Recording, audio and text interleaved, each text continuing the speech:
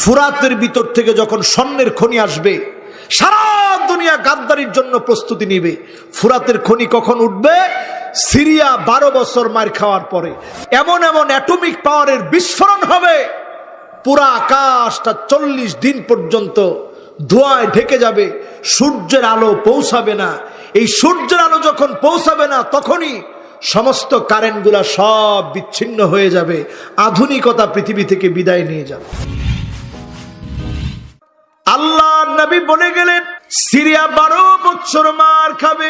2011 সাল থেকে সিরিয়া মার খাওয়া শুরু করেছে।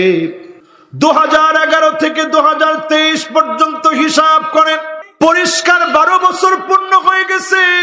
তার মানে সিরিয়া মার খাওয়ার 12 বছর পূর্ণ হয়ে গেল। যিনি অচিরেই পুরা বিশ্বের মানুষগুলাকে ধরবেন, পাকড়াও করবেন,